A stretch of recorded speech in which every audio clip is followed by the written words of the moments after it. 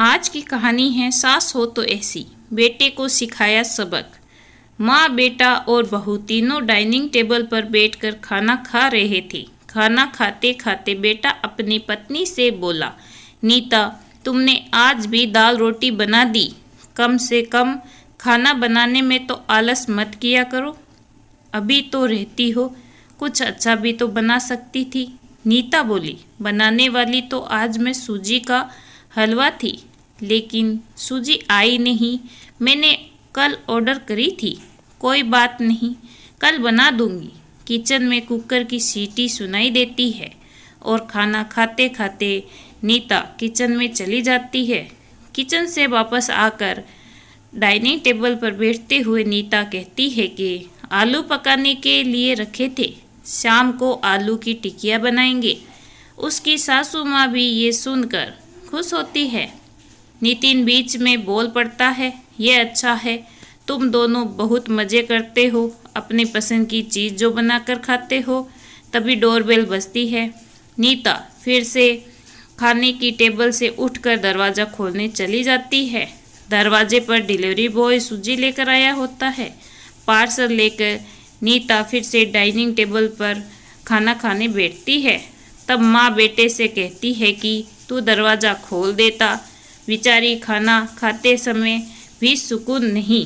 बेटा कहता है, सॉरी माँ, मैं नहीं उठ सकता, मुझे ऑफिस जाने के लिए देर हो रही है। नितिन खाना खाकर ऑफिस की तैयारी करने के लिए अपने रूम में चला जाता है। कुछ ही सेकंडों बाद वो नीता को आवाज़ लगाता है, नीता, मेरी घड़ी कहाँ है? मिल नहीं रही है। नीता खाना खाते खाते ही उसे बताती है, अलमारी के ड्रॉर में देखो। नितिन कहता है, नहीं मिल रही। नीता फिर एक बार खाने के टेबल से उठकर उसकी तरफ जाने वाली होती है कि सासू माँ उसे रोक लेती है और पहले खाना खाने के लिए कहती है। सासू माँ कहती है, बच्चा नहीं है, ढूंढ लेगा वह। थोड़ी देर बाद रूम से नितिन की आवाज़ आती है, मिल गई। डाइनिंग टेबल पर दोनों सास बहू एक दूसरे की तरफ देखकर मुस्कुराते हैं। अगले दिन सुबह सुबह नितिन अपने बेडरूम में कोई फाइल ढूंढ रहा होता है और उस फाइल को ढूंढने के चक्कर में उसने पूरा कमरा तहस नहस कर दिया होता है। नितिन बड़बड़ा रहा होता है, इस घर में कभी कोई चीज़ अपने ठिकाने पर मिलती ही नहीं। इन औरतों को कोई भी काम नहीं है, इसलिए हर चीज़ इधर उधर रख कर रहते हैं।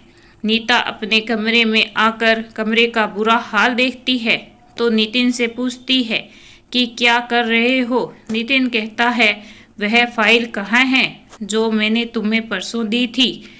नीता तुरंत वह फाइल निकालकर नितिन के हाथों में थमा देती है और उससे कहती है कि एक बार मुझसे पूछ लिया होता, पूरा कमरा फैला के रख दिया है। नितिन उल्टा नीता को ही डांट देता है और कहता है, ठीक है, अगर पूरा कमरा फैला दिया है तो तुम्हें और काम भी क्या है, यही काम करना पूरे दिन। कभी कभी लगता है मुझे हाउसवाइफ से शादी नहीं करनी चाहिए थी। इतना बोलकर नितिन ऑफिस के लिए निकल जाता है। पति पत्नी की ये बातचीत माँ भी सुन रही होती है, जिसका नितिन को पता नहीं होता। अब माँ और नीता नितिन को सबक सिखाने के लिए प्लान बनाते हैं। अगले दिन सुबह सुबह जब नितिन नींद से जागता है तो नीता को चाय के लिए चिल्लाकर कह रहा होता है। पास ही में सोफे पर बैठी माँ उससे कहती है, नीता नहीं है, वह अपने माँ के घर गई है, कोई ज़रूरी काम था। नितिन फ़ोन निकालकर नीता को कॉल करने लगता है। तब माँ उसे रोकते हुए कहती है, फ़ोन मत कर, माँ के घर ही तो गई है, आ जाएगी 2-3 दिन में। नितिन फ़ोन रख देता है और माँ से कह रहा होता है कि माँ चाय। तभी माँ बोल पड़ती है, हाँ हाँ, 2 कप बना ना, मैं भी पीऊँगी बेमन से। नितिन किचन की तरफ जाने लगता है चाय बनाने के लिए। तब मैं तो फिर से खड़े होते हुए कहती है, अरे बेटा रुको। नितिन को लगता है कि माँ उससे रोककर को चाय बनाने के लिए चली जाएगी। लेकिन माँ कहती है, मेरी चाय में थोड़ी चीनी कम डालना। नितिन चाय बनाकर लाता है। माँ और बेटा दोनों चाय पी रहे होते हैं। माँ बोलती है, अच्छी बनाई है, लेकिन नीता जो चाय बनाती है उसमें तुलसी की कुछ पत्तियां डाल देती है। उसका स्वाद ही अलग आता है। बेटा, कोई बात नहीं, अगली बार तू चाय बनाएगा तो ध्यान रखना। नितिन माँ की तरफ देखता ही रह जाता है। थोड़ी देर बाद नितिन माँ से कहता है, माँ आज खाने में मटर पनीर। माँ फिर से नितिन की बात काटते हुए माँ कहती है, अरे वाह, आज मेरा बेटा मुझे मटर पनीर बनाकर खिलाएगा। अच्छा है, अच्छा है। काफ़ी दिनों से मटर पनीर खाने की इच्छा हो रही थी। नितिन कहता है, अरे माँ, मैं तुम्हें मटर पनीर बनाने के लिए कह रहा था। माँ कहती है, नहीं बेटा, मेरे घुटनों में बहुत दर्द रहता है। मैं इतने घंटों तक किचन में खड़ी नहीं रह सकती। नितिन अपना फ़ोन निकालकर रेस्टोरेंट से ऑर्डर करने लगता है। तब माँ उसे रोकती हुए कहती है, इस उम्र में मेरा पाचन अच्छा नहीं रहता बेटा, मुझे गैस हो जाती है और तुम मुझे बाहर का खाना खिलाना चाहते हो। तू तो अपनी माँ से प्यार ही नहीं करता। नितिन ना चाहते हुए भी घर का खाना बनाने के लिए किचन में चला जाता है। 1 घंटे बाद खाना बन के तैयार हो जाता है। नितिन 2 थाली में खाना परोसकर माँ के पास आता है। माँ देखती है कि नितिन ने दाल रोटी बनाई है। माँ नितिन से कहती है, अरे बेटा, तू तो मटर पनीर बनाने वाला था ना। नितिन कहता है, माँ ये आसान था बनाने के लिए। माँ कहती है, नीता होती तो मुझे आज मटर पनीर बनाकर खिला ही थी। चलो कोई बात नहीं, मैं कहाँ हर दिन मटर पनीर खाती हूँ, आज भी दाल रोटी ही खा लूँगी। आ बैठ, साथ में मिलकर खाते हैं। दोनों बैठकर खाना खाने लगते हैं। नितिन ने पहला निवाला मुंह में रखा ही होता है कि माँ उससे कहती है, अरे बेटा, दाल में नमक थोड़ा कम है, जाकर जरा नमक लेकर आ। नितिन खाते खाते उठता है और किचन से जाकर नमक लेकर माँ को देता है। फिर अपना खाना खाने बैठता है। बीच में ही माँ खांसने लगती है और नितिन से कहती है, अरे बेटा, खाना गले में अटक गया है, थोड़ा पानी लेकर आ। नितिन फिर से खाना खाते खाते उठता है और पानी लाकर माँ को देता है। इन सब से नितिन के मुंह पर परेशानी साफ दिख जाती है।